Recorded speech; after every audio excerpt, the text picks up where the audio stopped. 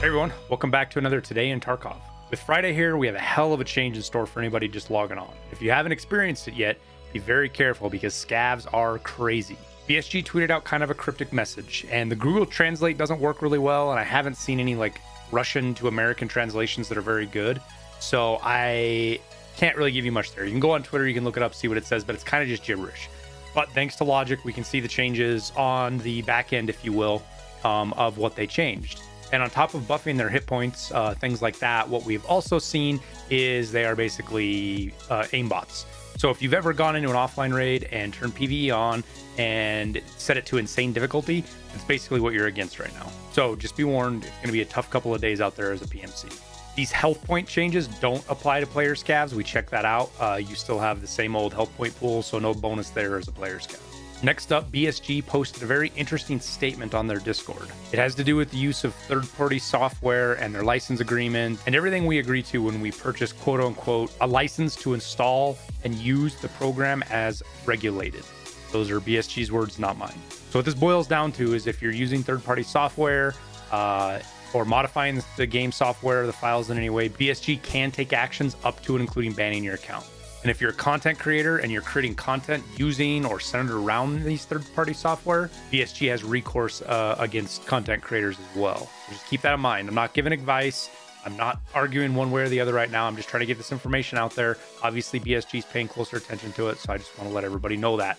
You can see this on their official Discord, the Tarkov official Discord, in EFT announcements. Also, if you don't have Twitter and you don't like Twitter, but you still want to see the stuff they post, the tweets get posted in a channel there as well, so you can see Twitter stuff without actually having Twitter. And then lastly, in the last Today in Tarkov, we talked about changes to the hideout. Those are apparently bugged. Some people have them, some people don't. I have had them and not had them and had them, and now I'm reverted back to not having them. I have the old crafts with the 8 meds for Grizzlies and the better BP craft and stuff like that. So just keep that in mind. It's not a trick, it's a bug of some sort. I've been told BSG is aware of it and are working on it, so hopefully we'll just have to wait for a fix to show up. So keep that in mind when you're crafting. Apparently individual crafts can vary, and people have different stuff to craft. All right, so for crafts today, not a lot of changes from the last video, but we'll go over them real quick. Top 5 crafts, or not top 5 crafts, your top crafts in each module. You've got the bleach, meds, intelligence, slickers, and printed circuit boards using the DVD. These are your top crafts currently with 24-hour average pricing. A little bit closer look at the workbench. Your top 5 crafts here are going to be circuit boards with the DVD, wires, PBM ammo, which might catch some of you by surprise, but we'll explain that in a second, green gunpowder, and capacitors. Now you can build some of these up.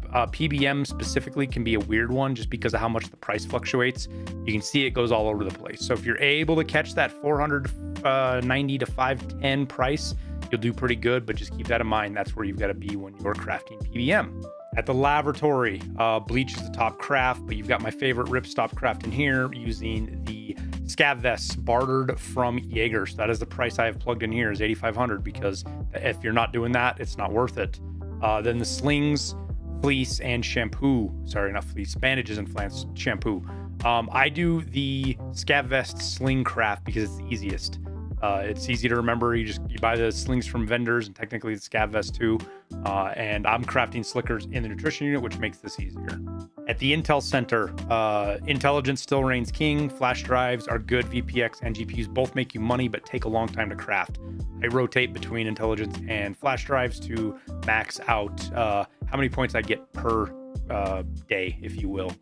The nutrition unit, again, you can make a little bit of money with slickers. This is more about just leveling up your hideout skills, and so Willistons and slickers are what I recommend for that, but that's because I barter my slickers and I watch the Williston components. I try to get a Pollens for like 5,000 and the T for under 20k, or I take it out of raid and hang on to it, and that way I lose as little money as possible and I can cycle those crafts to level up my crafting. Then lastly, at the med station, this is kind of one of the weird ones. You can make money crafting Grizzlies if you have the new crafts. If you have the old, you don't. So keep that in mind. But your top 2 crafts right now are meds and AI2s. But you can do okay with SJ6s and defibs if you watch your component prices. All right, well, that pretty much wraps up the video. Nice, short, and quick. Just wanted to get the news out there for you guys on the weekend. And when you get killed by scavs real quick, you knew why. Hope the crafts help you guys make a little bit of money. And shout out to the patrons Patreons, as I say, patrons. Those guys are a huge help. I greatly appreciate all they do and their support of the channel and the content. Thank you for watching the video. Like and subscribe if you want to see more, and see you in the next video. Good luck in Tarkov.